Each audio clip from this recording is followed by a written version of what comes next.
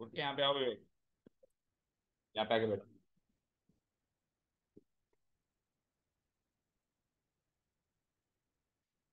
Good morning students, welcome to Learners academy.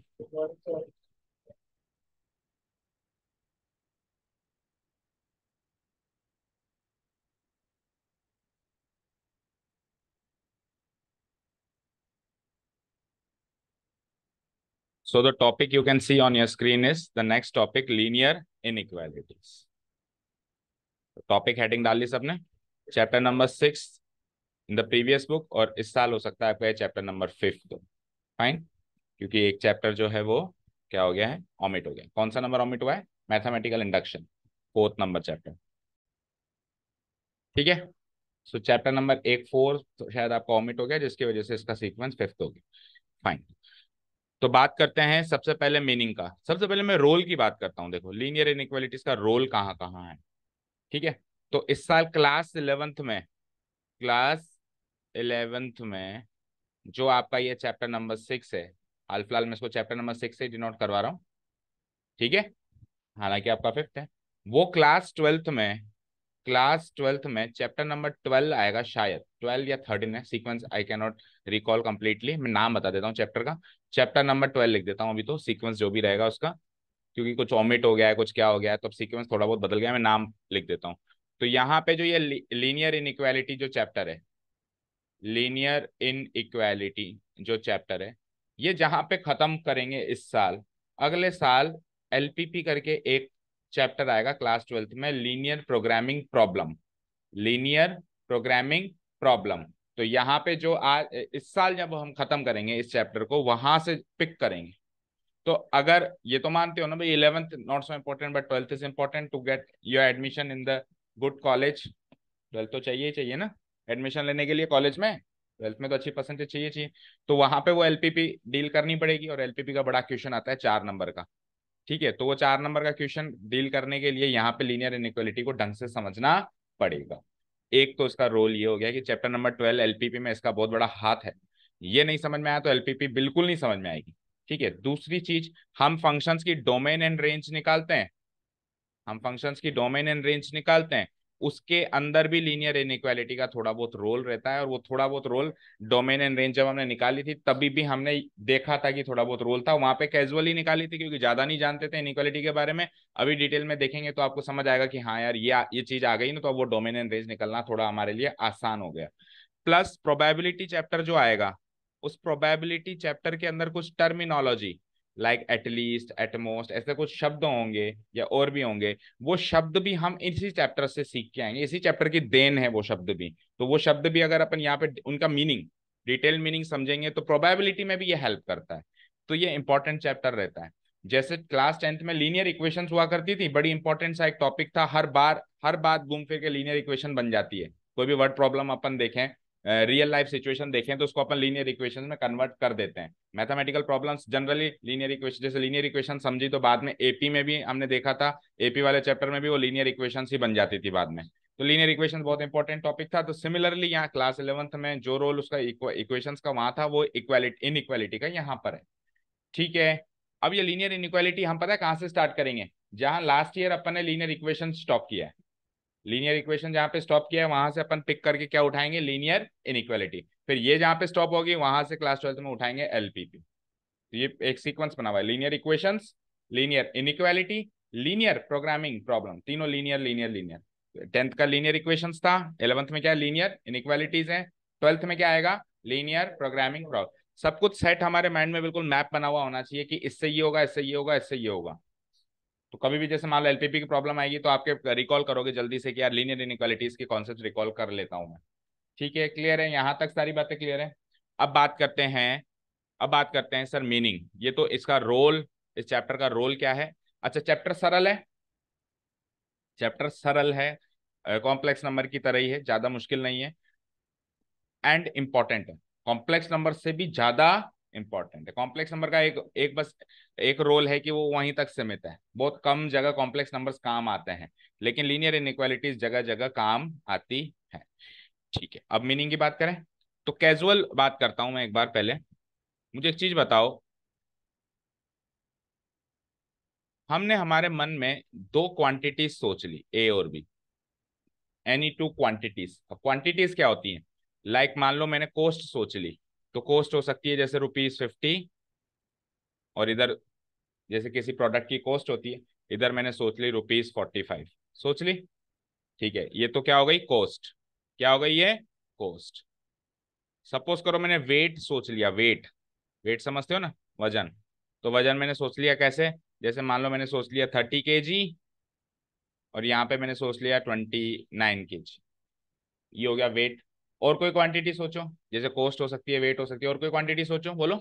जैसे मैंने सोच लिया रुपीज में क्या, कॉस्ट प्रॉफिट, रुपीज में क्या, रुपीज तो उसका यूनिट है, क्वांटिटी क्या है, जैसे केजी उसका यूनिट है, क्वांटिटी क्या है, वेट। तो ऐसे और कोई क्वांटिटी, जैसे हाइट, एक क्वांटिटी सोच ली मैंने, हाइट। अब हाइट किसी की हो सकती है, मान लो कि 6 फीट हो, ठीक है ना, और किसी की हो सकती है मान लो कि 5.5 फीट हो, 5.5 फीट। ठीक है, और कोई क्वांटिटी सोचो जो आपके माइंड में आ रही हो। वेट हो गया, कॉस्ट हो गया, हाइट हो गया, बोलो। और कोई क्वांटिटी? एरिया, हाँ डिस्टेंस भी कह सकते हो, डिस्टेंस। डिस्टेंस यानी दूरी, किस में नापते हैं अपन? किलोमीटर मीटर में नापते हैं। जैसे मैंने कह दिया मान लो 100 किलोमीटर, और इधर भी मान लो मैंने बराबर ही कह दिया 100 किलोमीटर। तो ऐसे अलग अलग क्वांटिटीज हमारे माइंड में और मैथ्स में हम डील करते हैं इन सारी क्वांटिटीज से। अब सुनो, दो क्वांटिटी सबसे पहले तो सेम नेचर की होनी चाहिए। सेम नेचर का मतलब, इधर अगर आपने हाइट ली है तो इधर भी हाइट, इधर अगर आपने वेट लिया है तो इधर भी वेट, इधर आपने कॉस्ट लिया तो इधर भी कॉस्ट। ऐसे नहीं कि हाइट, इधर तो हाइट ले ली, उधर वेट ले लिया। तो दो क्वांटिटीज का जब भी हम कंपैरिजन करेंगे, पहली रिक्वायरमेंट क्या है कि वो सेम नेचर की होनी चाहिए। हाइट को आप वेट से कंपेयर नहीं कर सकते। आप ऐसे नहीं कह सकते कि सर 6 फीट बड़ा है और 40 किलो छोटा है। इधर तो ले रहे हो 6 फीट, इधर ले रहे हो 40 किलो। हाँ, आप फिट का फिट से, हाइट का हाइट से कंपेरिजन कर सकते हो कि कौन सा बड़ा है कौन सा छोटा है। वेट का वेट से कंपेरिजन कर सकते हो कि कौन सा ज्यादा है कौन सा कम है। बट आप अलग अलग नेचर की क्वांटिटीज को कंपेयर नहीं कर सकते। पहली चीज तो ये हो गई, क्लियर है? तो अब बात करते हैं, चलो सर सेम नेचर भी ले लेंगे। तो जब अपन सेम नेचर की दो क्वांटिटीज लेते हैं, एक ही ए नाम की क्वांटिटी, बी नाम की क्वांटिटी, तो उनमें दुनिया में दो ही रिलेशन हो सकते हैं।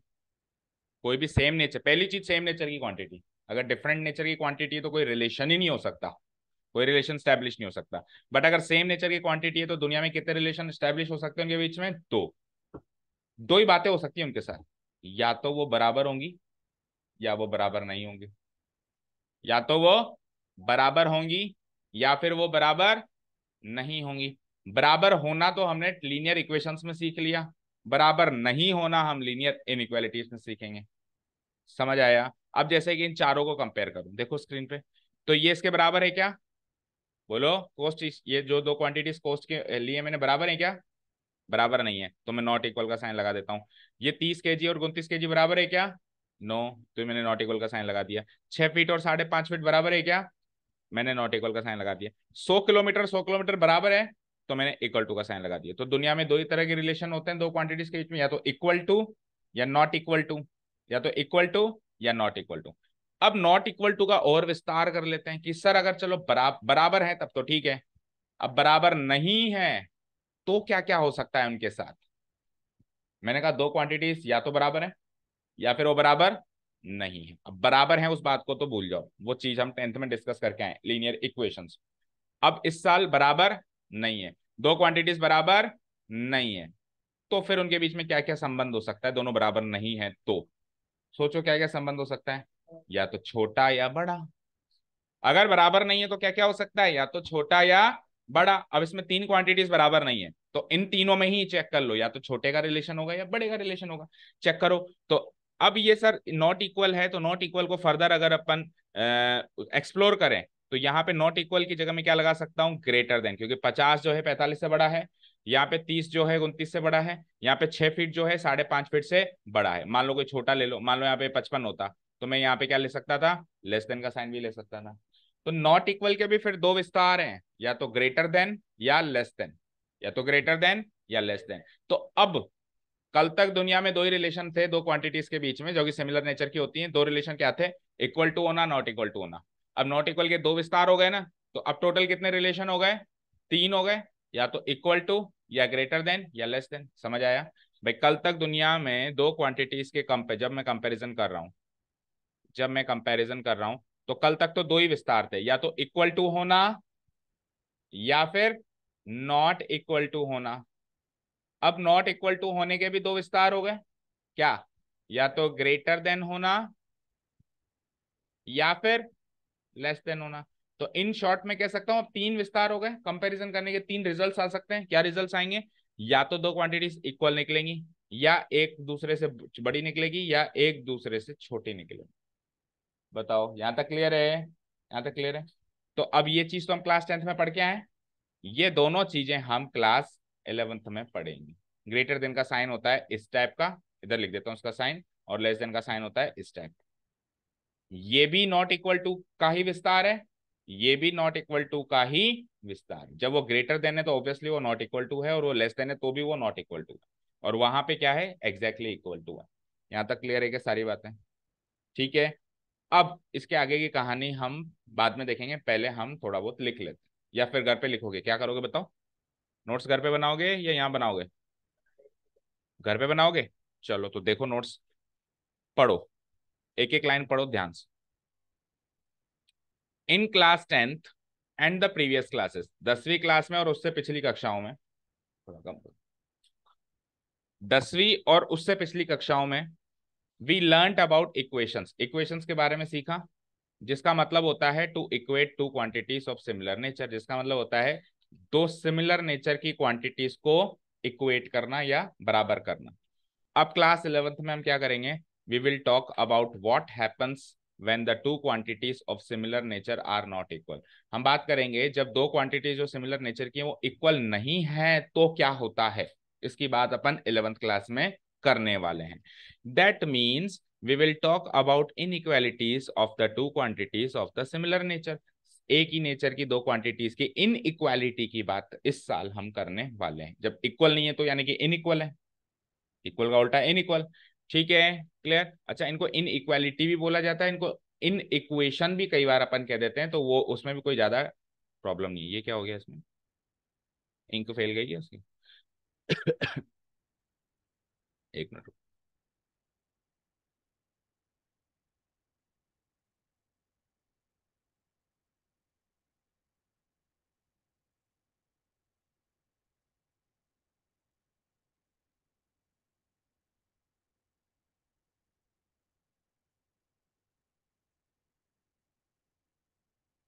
इसमें भी फैली हुई है।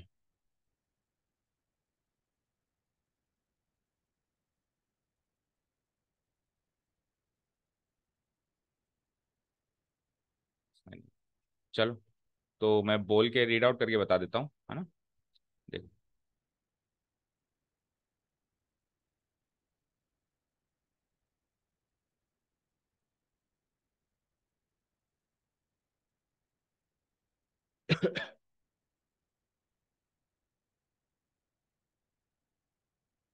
कहाँ तक कर लिया? अब ब्रॉडली स्पीकिंग, विस्तार से कहें और आगे की बात कहें तो when we compare two quantities of similar nature, जब हम एक ही नेचर की, when we compare two quantities है यहाँ पे ऑफ सिमिलर नेचर, जब अपन सेम नेचर की दो क्वांटिटीज को कंपेयर करते हैं, जैसे अभी अपन ने चार पांच क्वांटिटीज को कंपेयर किया, तो दो बातें हो सकती हैं, दे कैन इधर बी इक्वल और नॉट इक्वल, या तो इक्वल निकलेंगी या नॉट इक्वल निकलेगी। अब जो केस वन है जिसमें वो इक्वल निकलेंगी, वहां पे तो क्या चीज पैदा होती है, लीनियर इक्वेशंस पैदा होती है जब वो इक्वल निकलेंगी। Case one when they are equal gives rise to equality and thereby equations, वहां से इक्वालिटी पैदा होती है जिनको अपन मैथमेटिकली क्या कहते हैं, इक्वेशंस। क्या कहते हैं, इक्वेशंस। केस टू जो इस साल हमको करना है, when they are not equal gives rise to what, the new term which is called inequality. तो जब वो नॉट इक्वल होती है तो एक नई टर्म वहां पे पैदा होती है जिसको अपन कहते हैं इन इक्वालिटी। वो अपने को क्लास 11th में सीखनी, कोई डाउट नहीं है। फर्दर, अब जैसे मैंने आपको रफली करके बताया, फर्दर वी थिंक ऑफ, हम सोचते हैं, फिर हम आगे सोचते हैं कि क्या होता है जब दो क्वांटिटी सिमिलर नेचर की इक्वल नहीं होती, यानी केस टू को और फर्दर विस्तार कर रहे हैं कि जब इक्वल नहीं है तो अब आगे और क्या होगा। ठीक है, तो हम इस नतीजे पे पहुंचे, द आंसर कम्स, हम इस नतीजे पे पहुंचे कि या तो कोई एक क्वांटिटी दूसरी क्वांटिटी से बड़ी होगी, either greater than each other, या फिर क्या होगा, लेस देन ईच अदर। भाई नॉट इक्वल को और विस्तार कर दिया तो अब दो बातें क्या हो सकती है, या तो एक क्वांटिटी या ए नाम की क्वांटिटी बी नाम की क्वांटिटी से बड़ी होगी या फिर छोटी होगी। क्लियर है? ठीक है, आगे बढ़ो। अब केस टू को हम फर्दर एक्सप्लोर कर रहे हैं तो वहां से दो केसेस कौन कौन से निकले। Inequality further gives rise to two more possible results which are greater than या फिर लेस देन। मैथमेटिकली बात करें तो ग्रेटर देन और लेस देन रिजल्ट्स हैं किसके, इनइक्वालिटी के।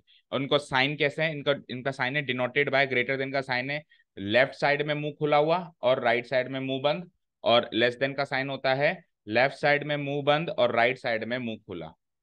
ऐसा वाला साइन क्या होता है, ग्रेटर देन, ऐसा वाला साइन क्या होता है, लेस देन। क्लियर है? ठीक है, बढ़ते हैं हम आगे। अब सुनिए ध्यान से, यहां तक तो मैं रफली भी आपको बता चुका था।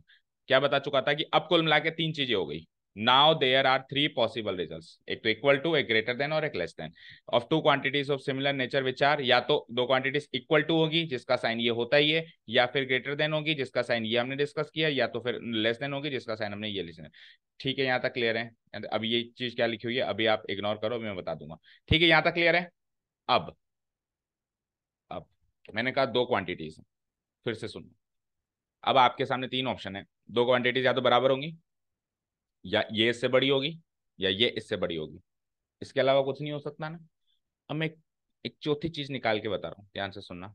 मैंने कहा ए बी से बड़ी नहीं है, नॉट ग्रेटर देन। क्या कहा मैंने, बड़ी नहीं है, तो फिर क्या है। आप तो ए से बी पे आओ। ए बी से बड़ी नहीं है तो ए बी से क्या है, बी से ए में मत आओ, ये चीज याद रखना। अगर अपन ए टू भी बात कर रहे हैं इनइक्वालिटी में तो फिर इक्वेशंस में तो क्या होता था, फ्लिप हो जाती थी इक्वेशन। अगर मैंने दिस इस क्वांटिटी को इस क्वांटिटी के इक्वल रखा है तो मैं अगले स्टेप में इस क्वांटिटी को उल्टा कर सकता हूँ, इसको इधर ले आया, जैसे मैंने x इक्वल टू वाई लिखा है तो नेक्स्ट स्टेप में y इक्वल टू एक्स लिख सकता हूँ। लेकिन मैं x ग्रेटर देन y लिख रहा हूँ तो मैं y ग्रेटर देन x लिख सकता हूँ क्या, नहीं ना। तो इनइक्वालिटी इतनी आसानी से फ्लिप नहीं होती। तो कोशिश ये करेंगे, अब किसी किसी कंडीशन में अपने को फ्लिप करनी भी पड़ती है तो उसके क्या रूल्स है वो भी देखेंगे। बट हम कोशिश क्या करेंगे, अगर बात एक्स टू वाई हो रही है तो नेक्स्ट स्टेप में भी बात एक्स टू वाई ही चले, चेंज ना हो। सो बात करो, मैंने क्या कहा, बड़ी नहीं है, एक्स वाई से या ए बी से बड़ा नहीं है, तो ए बी से क्या है, स्मॉल है, बराबर नहीं हो सकता। सोचो, मैंने कहा ए बी से बड़ा नहीं है तो फिर या तो वो छोटा है या बराबर है। एग्जाम्पल के तौर पे देखो यहाँ पे, तो यहाँ पे चौथी और पांचवी चीज भी निकल के आ रही है, तीन चीजें तो हो गई, अब चौथी और पांचवी चीज, बस ये पांच चीजें ही हैं जो पूरे चैप्टर के का जो है सार तय करेंगी। देखो, हमने कहा ये ए है, ये बी है, मैंने कहा ए बी से बड़ा नहीं, इन दोनों के बीच का रिलेशन मैंने लिख दिया नॉट ग्रेटर देन। क्या लिख दिया, नॉट ग्रेटर देन।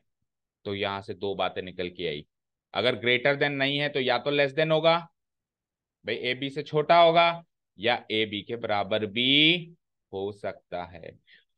बड़ा मत लेना, ये एक तरीके से रिस्ट्रिक्शन लग गया, ए को बी से बड़ा मत लेना, ए को बी से बड़ा मत लेना, छोटा ले लेना चाहे तो, या फिर क्या ले लेना, बराबर ले लेना। लेट से मैंने, देखो इधर देखो, लेट से मैंने बी को ले लिया 10, अब 10 से बड़ा मत लेना, छोटा ले सकते हो, कैसे छोटा ले सकते हो, 9 ले लो, 8 ले लो, 7 ले लो, छोटा ले सकते हो, या बराबर भी ले सकते हो, 10 का 10 ले लो, पर 10 को क्रॉस मत करना। नॉट ग्रेटर देन के ये दो मायने होते हैं, क्या होते हैं कि या तो छोटा हो या फिर बराबर हो।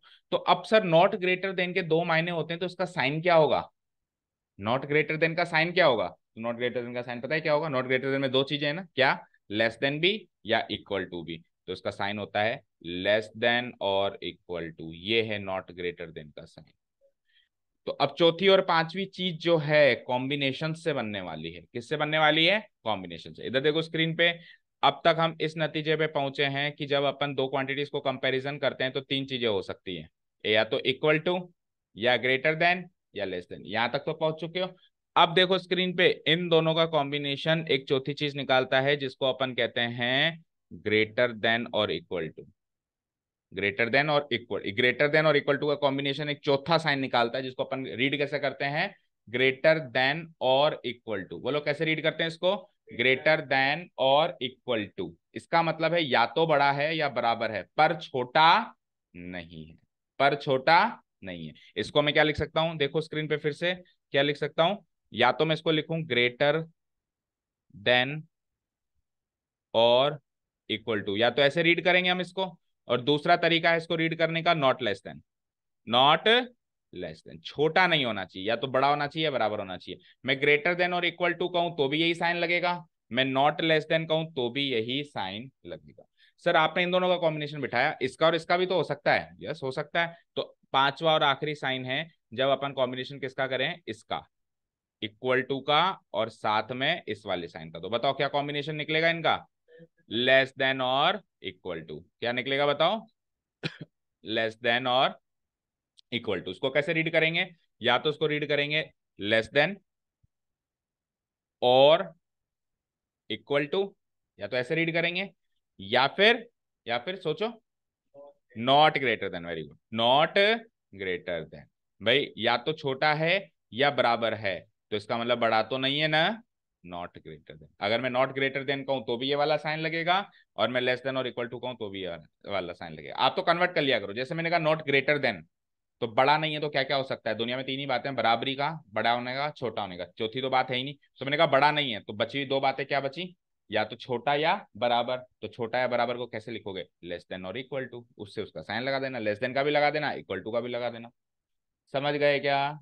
तो अब ये पांच साइन जो आप देख रहे हो ना, इक्वल टू होना, ग्रेटर देन होना, लेस देन होना, ग्रेटर देन और इक्वल टू होना, लेस देन और इक्वल टू होना, ये पांच साइन के अलावा छठी चीज दुनिया में नहीं होती है जब अपन दो क्वांटिटीज को कंपेयर करते हैं।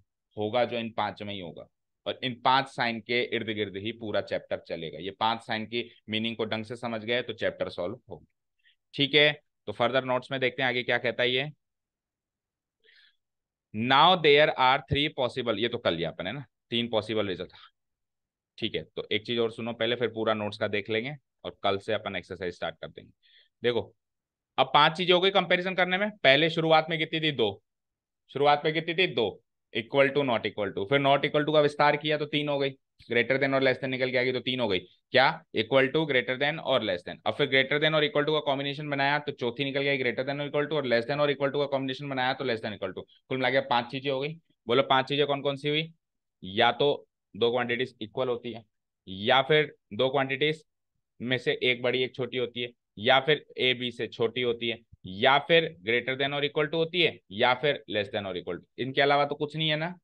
अब सुनो यहाँ पे स्क्रीन पे देखो, ये दोनों इनइक्वल, ये तो इक्वालिटी है, ये वाला केस तो इक्वालिटी का केस है, और ये चारों केस इनइक्वालिटी के केसेस हैं।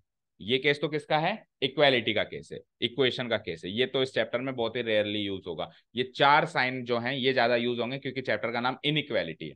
ओके, सो इन चार इनइक्वालिटी में से इन दोनों इनइक्वालिटी को बोला जाता है स्ट्रिक्ट इनइक्वालिटी। क्या बोला जाता है, स्ट्रिक्ट इनइक्वालिटी। और स्ट्रिक्ट का उल्टा होता है स्लैक। क्या होता है, स्लैक। इसको बोला जाता है स्लैक इनइक्वालिटी। अब समझो ऐसा क्यों। स्ट्रिक्ट का मतलब क्या होता है, बिल्कुल कोई आपको छूट नहीं दी जाएगी, बिल्कुल स्ट्रिक्ट है वहां पे, मामला टाइट है। और स्लैक में थोड़ी ढील दे देते हैं। स्लैक में क्या हो जाती है, थोड़ी ढील दे देते हैं। जैसे मैंने कहा ये ए बी से बड़ा ही होना चाहिए, स्ट्रिक्टनेस है यहाँ पे, बड़ा ही होना चाहिए। और मैंने कहा ए बी से बड़ा या बराबर हो तो थोड़ी डील मिल गई, थोड़ी छूट मिल गई, थोड़ा डिस्काउंट मिल गया कि चलो कोई बात नहीं, एक क्वांटिटी और रख सकते हैं, बराबर भी रख सकते हैं। तो ये दोनों तो मानी जाती है स्लैक, और ये दोनों मानी जाती है स्ट्रिक्ट। याद हो जाएगा। तो इसीलिए यहाँ पे ये जो दो साइंस के आगे जो एक नोटेशन दिया हुआ है, अब आपको समझ में आ जाएगा स्ट्रिक्ट इनइक्वालिटी। भाई ग्रेटर देन और लेस देन को हम क्या कहेंगे बेटा, स्ट्रिक्ट इनइक्वालिटी कहेंगे। क्या कहेंगे, स्ट्रिक्ट इनइक्वालिटी कहेंगे। यहां तक क्लियर है, ओके। अच्छा, वन मोर थिंग, हम इनइक्वालिटी इनइक्वालिटी को डिस्कस कर रहे हैं, करीब करीब खत्म भी कर दिया हमने। इसमें लीनियर वर्ड के क्या मायने हैं, इस पे तो हमने डिस्कशन किया ही नहीं। लीनियर वर्ड के क्या मायने हैं, तो जैसे लीनियर इक्वेशंस का मतलब क्या होता था, इक्वेशंस तो समझ गए, एलएचएस बराबर आरएचएस, उसमें लीनियर क्यों लगाते थे अपन। लीनियर का मतलब होता है, क्या होता है बताओ, डिग्री वन। लीनियर का मतलब क्या होता है, एनीथिंग ऑफ डिग्री, कोई भी चीज डिग्री वन की होती है तो उसको अपन लीनियर कहते हैं। तो पहले लीनियर इक्वेशंस होती थी, आज लीनियर इनइक्वालिटी है। दैट मीन्स जब आप दो क्वांटिटीज को कंपेयर करोगे और उनके बीच में ये चार साइन लगाओगे, कौन कौन से, ग्रेटर देन और इक्वल टू और लेस देन इक्वल टू, ये चार साइन लगाओगे तो उस ओवरऑल इनइक्वालिटी की डिग्री 1 होनी चाहिए। कैसे? एग्जाम्पल देखो, जैसे मैंने कहा x ग्रेटर देन 10, तो ये इनइक्वालिटी है और x की डिग्री 1 ली है मैंने, पावर 1 ली है। दूसरा एग्जाम्पल मैंने कह दिया y less than equal to 7, इसकी भी डिग्री 1 है। लेकिन अगर मैं ऐसे ले लूं x square greater than equal to 100, तो अब ये तो क्वाड्रेटिक हो गया ना। तो ये इस चैप्टर में डिस्कस नहीं होगा क्वाड्रेटिक, इस चैप्टर में क्या डिस्कस होगा, only linear, only linear discuss होगा, डिग्री 1 वाला ही डिस्कस होगा, डिग्री 2 या 3 वाला डिस्कशन इस चैप्टर में नहीं किया जाएगा, ठीक है। हाँ, पर फिर इस चैप्टर में एक चीज और डिस्कस की जाएगी कि वन वेरिएबल में हमको लीनियर इक्वेशन बनानी है या टू वेरिएबल में बनानी है। तो लीनियर इक्वेशंस भी अपन ने टू वेरिएबल में सीखी थी, तो लीनियर इनइक्वालिटी भी अपन टू वेरिएबल्स में ही सीखेंगे, क्योंकि वन वेरिएबल में तो सिंपली एक नंबर लाइन बनती है, वन वेरिएबल में तो क्या बनती है, simply number line. Two variable में एक प्लेन बनता है, Cartesian plane, x axis y axis का। तो वही सब कुछ जो इक्वेशंस में अपन ने किया था वो का वही काम यहाँ पे इनइक्वालिटीज में भी होगा, टू वेरिएबल, ठीक है। हाँ, तो हम कहाँ तक पहुंचे थे नोट्स में? हाँ जी, तो यहां तक आ गई, ये स्ट्रिक्ट इनइक्वालिटी हो गई बेटा। अब ये दो और केसेस को हम जन्म दे रहे हैं। Now two more cases are again formed which can also be the result of the comparison of the two quantities of the similar nature. दो क्वांटिटीज जो कि सिमिलर नेचर की हैं उनका कंपैरिजन करें तो उसका रिजल्ट जो है इन तीन के अलावा दो केसेस में और में बन सकता है। वो दो केसेस देखें तो पहला केस तो है combination of result 1 and result 2। Result 1 क्या था, बराबर होना, और रिजल्ट 2 क्या था, बड़ा होना। इन दोनों का कॉम्बिनेशन ले लें तो क्या बनेगा, ग्रेटर देन और इक्वल टू। ग्रेटर देन और इक्वल टू रीड कैसे करते हैं देख लो, एक एक वर्ड ध्यान से देखना। ग्रेटर देन और इक्वल टू, ये तो उसको बोलने का तरीका है, और इसको डिनोट कैसे कराते हैं, ग्रेटर देन का साइन नीचे इक्वल टू का साइन, ठीक है, clear. It is also called not less then, बताया ना मैंने, बड़ा है या बराबर है, यानी कि छोटा तो नहीं है, तो इसको नॉट लेस देन भी रीड करेंगे।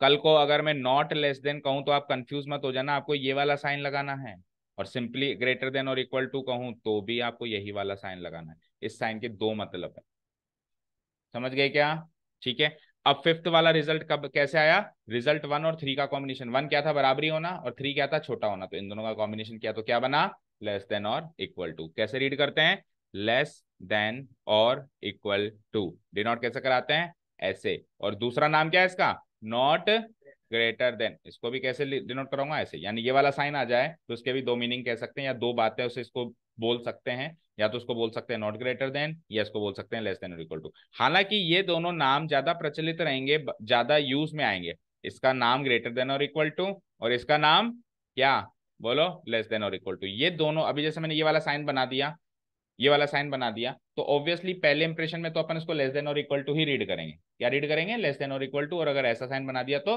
ग्रेटर देन और इक्वल टू। पर आपको इसके दूसरे नाम पता होने चाहिए, क्योंकि हम तो उसको ग्रेटर देन और इक्वल टू और less than equal to read करते हैं, लेकिन आगे से क्वेश्चन में उसने इसको नॉट लेस देन और नॉट ग्रेटर देन से इक्वेट किया है, तो फिर हमको पता ही नहीं रहेगा।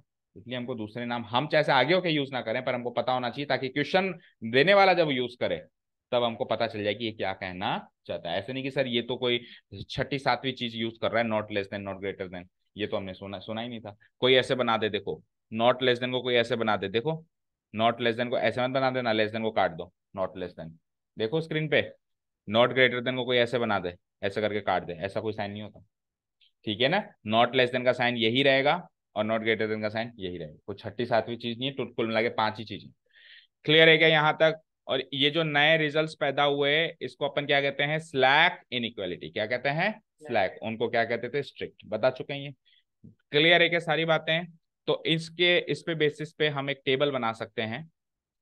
Finally we can draw a table out of these 5 results, इन 5 रिजल्ट्स की एक टेबल बनाई जा सकती है कि जब अपन कंपेयर करते हैं दो क्वांटिटीज को तो दो बातें हो सकती हैं, या तो वो बराबर निकलेगी या फिर वो बराबर नहीं निकलेगी। और जब वो बराबर नहीं निकलेगी तो उसके भी चार विस्तार हो गए, चार तरीके से विस्तार कर दिया। पहला विस्तार बड़ा होना, ग्रेटर देन होना, दूसरा विस्तार लेस देन होना, तीसरा विस्तार ग्रेटर देन और इक्वल टू होना, जिसको अपन नॉट लेस देन भी बोल सकते हैं। ये थोड़ा सा इंक फैली हुई है, समझ गए ना क्या लिखा हुआ है, ग्रेटर देन और इक्वल टू, और उसके आगे मैंने यहाँ और लगाया हुआ है, और लगा के इसको नॉट लेस देन भी बोल सकते हैं। और चौथा लेस देन और इक्वल टू, और इसको अपन और लगा के क्या बोल सकते हैं, नॉट ग्रेटर देन। इसका साइन ऐसा, इसका साइन ऐसा, इसका साइन ऐसा और इसका साइन ऐसा, ये दोनों को कहते हैं स्ट्रिक्ट इनइक्वालिटी, वो दोनों को कहते हैं स्लैक इनइक्वालिटी। समझ आया? बोलो। ये दोनों को कहते हैं स्ट्रिक्ट इनइक्वालिटी, ये दोनों को कहते हैं स्लैक इनइक्वालिटी। ठीक है, अब बात करते हैं, अभी अभी मैंने आपको बताया था कुछ वर्ड्स भी यहां से निकल के आएंगे। वर्ड प्रॉब्लम से जब अपन कन्वर्ट करते हैं, वर्ड प्रॉब्लम से जब अपन चीजों को कन्वर्ट करते हैं, तो वहां पे दो वर्ड्स जनरली यूज में आते हैं जो कंफ्यूज करते हैं। एक होता है एटलीस्ट और एक होता है एटमोस्ट। एटलीस्ट का मतलब क्या होता है, कम से कम। जैसे मैंने कहा प्रियांशु तेरे मार्क्स एटलीस्ट 70 होने चाहिए, तो यानी कि कम से कम 70 होने चाहिए। यानी कि 70 होंगे तो चलेगा, 70 से ज्यादा होंगे तो भी चलेगा, पर 70 से कम होंगे तो नहीं चलेगा। तो एटलीस्ट वर्ड में क्या क्या चीजें निकल के आई, सोचो जरा। बराबरी, बड़ा होना, छोटा नहीं होना, तीन चीजें निकल के आई। बोलो एटलीस्ट में क्या क्या निकल के आया? मैंने कहा एटलीस्ट 70। एटलीस्ट 70 में इक्वल टू 70 चलेगा, ग्रेटर देन 70 चलेगा, लेस देन 70 नहीं चलेगा। तो एटलीस्ट का जो मतलब होता है वो एक्चुअली, इधर देखो स्क्रीन पे, एटलीस्ट का जो मतलब होता है वो यही वाला केस माना जाता है, ग्रेटर देन और इक्वल टू। क्योंकि ग्रेटर देन इक्वल टू में बड़ा चलेगा, बराबर चलेगा, नॉट लेस देन नहीं चलेगा। और एटलीस्ट का जस्ट उल्टा होता है एटमोस्ट। मैंने कहा ज्यादा से ज्यादा 70 होने चाहिए, अब ज्यादा से ज्यादा 70 होने चाहिए यानी कि 70 चलेगा, 70 से कम भी चलेगा, लेकिन 70 को क्रॉस नहीं करना चाहिए। तो एटमोस्ट, ये पांच वाले केस का दूसरा नाम क्या हो गया, एटमोस्ट। तो चौथे और पांचवें केस के तीन तीन नाम हो गए, चौथे और पांचवें केस के तीन तीन नाम हो गए। चौथे केस का नाम, पहला नाम ग्रेटर देन और इक्वल टू, दूसरा नाम नॉट लेस देन, तीसरा नाम एटलीस्ट। ये इसी के तीन नाम है। और पांचवा केस है उसका पहला नाम लेस देन और इक्वल टू, दूसरा नाम नॉट ग्रेटर देन, और इन सारी बातों को मर्ज करूं तो शॉर्ट में एक वर्ड एटमोस्ट। एटमोस्ट। ठीक है, तो वर्ड प्रॉब्लम जब आएंगी उससे इनइक्वालिटी बनानी पड़ेगी, तो एटलीस्ट और एटमोस्ट जैसे शब्द का यूज करे तो समझ जाना, एटलीस्ट बोले तो ग्रेटर देन इक्वल टू, और एटमोस्ट बोले तो लेस देन और इक्वल टू, समझ जाओगे। अच्छा जी, इनइक्वालिटी हो गई, तो बात करेंगे लीनियर इनइक्वालिटी की, क्योंकि चैप्टर का नाम तो लीनियर इनइक्वालिटी है ना। तो देखो, जब इनइक्वालिटी की डिग्री 1 हो जाए, व्हेन द डिग्री, डिग्री का मतलब क्या होता है, हाईएस्ट पावर। डिग्री का मतलब क्या होता है, पूरी इनइक्वेशन की हाईएस्ट पावर। मैं कई बार लीनियर इनइक्वेशन बोल दूंगा जल्दीबाजी में, समझ लेना, जैसे इनइक्वेशन होता नहीं, इनइक्वालिटी ही होता है ना। बोलचाल में इनइक्वेशन बोल देते हैं, तो समझ, ये मत समझना कोई तीस कोई नई चीज बता रहा हूँ, इनइक्वेशन इनइक्वालिटी एक ही बात है। तो जब इनइक्वालिटी की पावर, हाईएस्ट पावर डिग्री जो है, जो भी उसमें वेरिएबल यूज हो रहा है, एक्स वाई जो भी वेरिएबल यूज हो रहा है, वो 1 है। हाईएस्ट पावर क्या है, 1 है। तो उस इनइक्वालिटी को कहते हैं लीनियर इनइक्वालिटी। समझ गए भाई? इनइक्वालिटी तो किसी भी पावर की हो सकती है, क्वाड्रेटिक, क्यूबिक, लेकिन हमारे कोर्स में लीनियर वाली इनइक्वालिटी, चैप्टर का नाम लीनियर इनइक्वालिटी, यानी कि हमारे केस में वही इनइक्वालिटीज आएंगी जिसकी डिग्री क्या होगी, 1, हाईएस्ट पावर क्या होगी। समझ गए? जो डेफिनेशन है इसकी हम बना सकते हैं, देखो स्क्रीन पे, लीनियर इनइक्वालिटी की डेफिनेशन बना सकते हैं। दो रियल नंबर या अल्जेब्रिक एक्सप्रेशन, या तो रियल नंबर आने चाहिए जैसे कि 7, 8, 30, 36, कॉम्प्लेक्स नहीं आएंगे। लीनियर इनइक्वालिटी में कॉम्प्लेक्स नंबर्स का कोई रोल नहीं है, पता है क्यों? मैंने आपको कॉम्प्लेक्स नंबर में पढ़ाया है कि कॉम्प्लेक्स नंबर या तो बराबर होते हैं या बराबर नहीं होते हैं, लेकिन छोटे बड़े नहीं होते। दो कॉम्प्लेक्स नंबर है Z1 Z2, बताया मैंने खास करके कि Z1 और Z2 कॉम्प्लेक्स नंबर्स को हम या तो इक्वल टू कर सकते हो या नॉट इक्वल टू कर सकते हो, लेकिन हम ऐसे नहीं कह सकते कि ये बड़ा है और ये छोटा है। तो लीनियर इनइक्वालिटी या किसी भी प्रकार की इनइक्वालिटी में कॉम्प्लेक्स नंबर का कोई रोल नहीं है, रियल नंबर होना चाहिए। कैसा होना चाहिए, रियल, 10, 20, 30, 100, 2.5, 7.5, एनीथिंग। ठीक है, या फिर अल्जेब्रिक एक्सप्रेशन होना चाहिए। अल्जेब्रिक एक्सप्रेशन बोले तो जैसे कि यहाँ पे लिख दिया मैंने एक्स स्क्वायर, स्क्वायर तो लिखूंगा नहीं, लीनियर है तो x+2, यहाँ पे मैंने लिख दिया y-3, तो ये अल्जेब्रिक एक्सप्रेशंस है।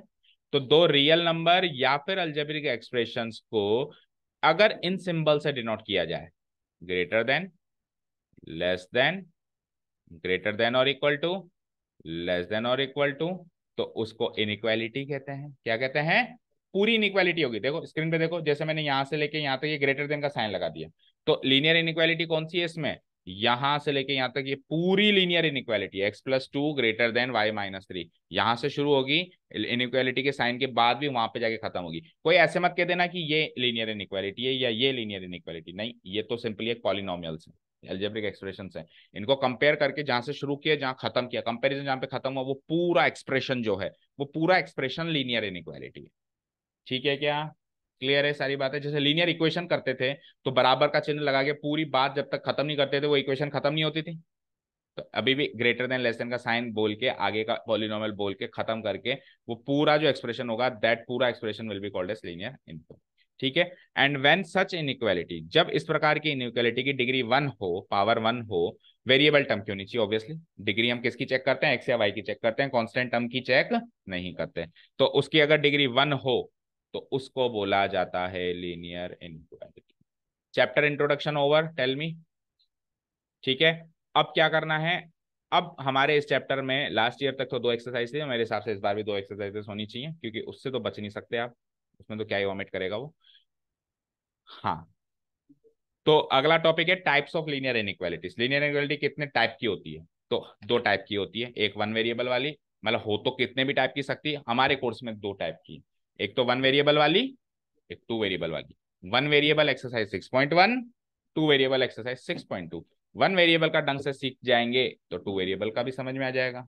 तो स्टार्ट अपन 6.1 से करेंगे, यानी वन वेरिएबल कैसे करेंगे उसमें महारत हासिल कर लेंगे, तो फिर शिफ्ट हो जाएंगे 6.2 यानी कि 2 वेरिएबल वाली इन इक्वेशंस में। So types of linear inequality, 2 types of linear inequalities are discussed in our course of class 11th which are linear inequalities in one variable, और नीचे वाला चेक करो, linear inequalities of 2 variable.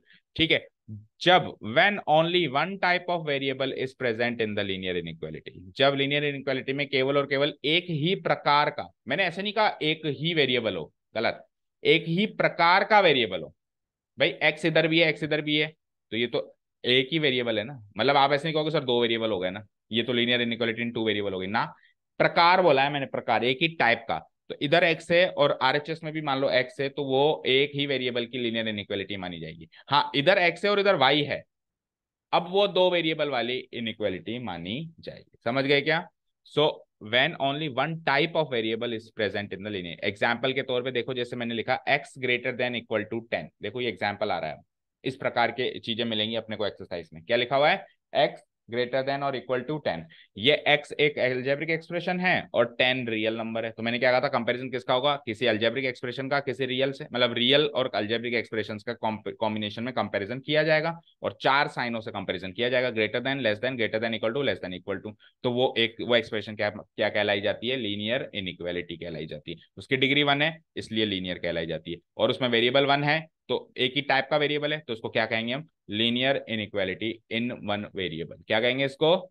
Linear inequality in one variable. तो दूसरा example, जैसे मैंने कहा 2x plus 3 less than 16, तो इसमें भी एक ही टाइप का वेरिएबल है x। अब ये 3 और 16 आपस में सॉल्व कैसे होंगे ये कल की क्लास में डिस्कस करेंगे, है ना। 3 को उधर लेके जाएंगे, जैसे अपन इक्वेशंस को सॉल्व करते थे, इधर प्लस है तो उधर जाके माइनस हो जाएगा, इधर माइनस है तो उधर जाके प्लस हो जाएगा, वो सारा काम इधर होगा। मतलब लीनियर इक्वेशंस का 90% प्रोपोर्शन तो कॉपी पेस्ट होगा। लीनियर इक्वेशन जो अपने 10th में सीखी थी उसका 90% पार्ट कॉपी पेस्ट होगा, प्लस माइनस हो जाता है, गुणा भाग हो जाता है, थोड़ा थोड़ा थोड़ा थोड़ा कुछ एक्स्ट्रा है, बस वो अपने को सीखना है। ठीक है। अगला एग्जाम्पल देखो, y plus 6 less than equal to 7। अब इन तीनों linear inequalities in one variable को देखो, तो linear inequality in one variable की स्टैंडर्ड फॉर्म क्या बनती है? ध्यान से देखो, ए एक्स प्लस बी, देखो इधर लिख देता हूं, वहां क्लियर नहीं दिख रहा, तो a x plus b not equal to 0। A x plus b equal to 0 तो लीनियर इक्वेशन थी, लास्ट ईयर अपन ने किया है ना स्टैंडर्ड फॉर्म। 2 वेरिएबल में क्या सीखा था? X plus b y plus c is equal to 0 सीखा था। तो नॉट इक्वल लगा दूं तो वो क्या है? इनइक्वालिटी हो गई। अब नॉट इक्वल टू के फिर 4 विस्तार है, कौन कौन से? Greater than, less than, greater than equal to, less than equal to. तो स्टैंडर्ड फॉर्म क्या बनी? चेक करो स्टैंडर्ड फॉर्म क्या बनी, देखो स्क्रीन पे, a x plus b greater than 0, a x plus b less than 0, a x plus b greater than और equal to 0, a x plus b less than. अब 4 4 standard form थोड़ा ना होगी, तो सिंपली अगर कोई एक ही लाइन में स्टैंडर्ड फॉर्म पूछे तो हम नॉट इक्वल का साइन लगा दें, a x plus b not equal to 0। अब नॉट इक्वल टू के फिर 4 डेफिनेशन हैं, वो बोलने वाले को भी पता है और देखने वाले को भी पता है। यहाँ पे ए की वैल्यू 0 नहीं हो सकती। भाई ए क्या है? एक्स का कोएफिशिएंट है, और बी क्या है? कांस्टेंट टर्म है। स्क्रीन पे देखो, यहाँ पे एक्स का कोएफिशिएंट 1 है और कांस्टेंट टर्म 10 है, यहाँ पे एक्स का कोएफिशिएंट 2 है और कांस्टेंट टर्म 2 है, जो कि सॉल्व होके कुछ ना कुछ बन जाएगी, 2 कांस्टेंट टर्म्स हैं, ठीक। यहाँ पे वाई का कोएफिशिएंट 1 है और कांस्टेंट टर्म भी 2 है। तो आप मानते हो linear inequality in one variable में है, ए और बी नाम की दो ही क्वांटिटीज होती हैं। एक तो होती है एक्स के साथ या वेरिएबल के साथ लगी हुई क्वांटिटी जिसको अपन कोएफिशिएंट ऑफ एक्स कह देंगे, और एक होती है कांस्टेंट टर्म। तो उसमें कांस्टेंट टर्म तो कुछ भी हो जाए, पर जो एक्स के साथ क्वांटिटी लगी हुई है ए नाम की, उसकी वैल्यू जीरो नहीं हो सकती। क्यों? क्योंकि अगर ए की वैल्यू जीरो हो गई तो यही जीरो हो जाएगा, एक्स ही खत्म हो जाएगा, एक्स ही खत्म हो जाएगा तो लीनियर इनइक्वालिटी नहीं होगी। मतलब एक वेरिएबल भी नहीं रहा ना, तो फिर वन वेरिएबल कैसे कहेंगे? तो ए की वैल्यू जीरो नहीं होनी चाहिए। तो स्टैंडर्ड फॉर्म लिखी हुई है, चेक करो। A x plus b not equal to zero, जिसके चार विस्तार हो गए, where a should not be equal to zero लिखा हुआ है। अब बात करें टू वेरिएबल की, ठीक है ना। वैसे तो 6.2 का रोल है टू वेरिएबल, लेकिन शॉर्ट इंट्रोडक्शन तो दोनों का ही कर देते हैं। वन वेरिएबल हो गया, टू वेरिएबल्स। ये एक्सरसाइज नंबर 6.1 का पार्ट एंड पार्सल है सारा, 6.1 का, जो कि इस साल आपकी 5.1 है, ठीक है। और ये जो सेकेंड वाला पोर्शन है ये 6.2 का पार्ट एंड पार्सल है। क्लियर? क्लियर है क्या? ये 6.2 का पार्ट एंड पार्सल है। When two types of variables are present, उसमें तो वन टाइप ऑफ वेरिएबल था। अगेन देखो, मैं टाइप्स ऑफ वेरिएबल लिख रहा हूं, मैं ऐसे नहीं लिख रहा हूं टू वेरिएबल्स, टू वेरिएबल्स नहीं, टू टाइप्स ऑफ है। दो तरह के वेरिएबल होने चाहिए, जैसे एक्स और वाई, जैसे ए और बी, जैसे पी और क्यू, जैसे एल और एम, ठीक है। दो तरह के variables, when two types of variables are present in the linear inequality. Example के तौर पे देखो इधर, एक एक्स वाली टर्म, एक वाई वाली टर्म, एक कांस्टेंट टर्म। एक एक्स वाली टर्म, एक वाई वाली, अच्छा वाई वाली टर्म किधर भी हो सकती है, पूरी इनइक्वालिटी में किधर भी हो सकती है कोई भी टर्म, है ना। और ये कांस्टेंट टर्म, ये सिंपली एक्स वाली टर्म, वाई वाली टर्म, कांस्टेंट टर्म इसमें है ही नहीं, तो कांस्टेंट टर्म जीरो हो सकती है इसका मतलब। लेकिन एक्स वाली टर्म और वाई वाली टर्म का कोएफिशिएंट जीरो नहीं हो सकता। तो वहां पे जैसे ए की वैल्यू जीरो नहीं हो सकती थी, यहाँ पे ए और बी दोनों की वैल्यू जीरो नहीं हो सकती। क्या स्टैंडर्ड फॉर्म में चेक करो, a x plus b y plus c, देखो a x plus b y plus c equal to zero, ये तो क्लास 10th में सीखा था, linear equations in two variables में। अब अगर मैं इसको नॉट इक्वल कर दूं तो linear inequality in two variable हो गई, और ऑब्वियसली नॉट इक्वल टू के चार विस्तार हो जाएंगे, greater than, less than, greater than equal to, less than equal to, यानी कि a x plus b y plus c greater than zero, ये भी क्या है, linear inequality in two variable की स्टैंडर्ड फॉर्म है। A x plus b y plus c less than आ जाए, ग्रेटर देन इक्वल टू आ जाए, या लेस देन इक्वल टू आ जाए, आगे जीरो आ जाए, तो ये चारों फॉर्म्स किसकी स्टैंडर्ड फॉर्म है, linear inequality in two variables की स्टैंडर्ड फॉर्म है। यहाँ पे ए की वैल्यू और बी की वैल्यू जीरो नहीं होनी चाहिए, a should not be equal to zero, b should not be equal to zero, क्योंकि अगर दोनों में से कोई भी एक जीरो हो गया तो ये वाली टर्म खत्म हो जाएगी, टर्म खत्म हो जाएगी तो टू वेरिएबल में नहीं रहेगा, फिर वो वन वेरिएबल में रह जाएगा, ठीक है। तो स्क्रीन पे देखो, a x plus b y plus c not equal to zero, ये इसकी स्टैंडर्ड फॉर्म है। नॉट इक्वल टू के चार विस्तार बता दिए, greater than equal to, less than और less than equal to. A should not be equal to zero and what, b should not be equal to. समझ गए दो प्रकार की लीनियर इनइक्वालिटीज। तो फिर आगे का कल ही बताते हैं, नहीं तो ज्यादा लोड हो जाएगा। ये सब आपको वीडियो को पॉज कर करके यहाँ तक के नोट्स कल तक मुझे कंप्लीट चाहिए, वीडियो को पॉज करके बना दोगे। और कोई डाउट हो यहाँ तक तो कल आते ही पूछ लेना कि सर कल आप बता रहे थे ना, जैसे घर पे आप सोल्व कर रहे हो या लिख रहे हो, आपको कोई डाउट क्रिएट हुआ तो नेक्स्ट डे आते ही आपको एंड टू एंड बताना है कि सर ये जो कल आप बता रहे थे इसमें ये चीज समझ में नहीं आई, तभी मैं आगे की कहानी शुरू करूंगा, ठीक है। ओके चलो, thank you so much for listening to us, have a nice day, keep learning and bye.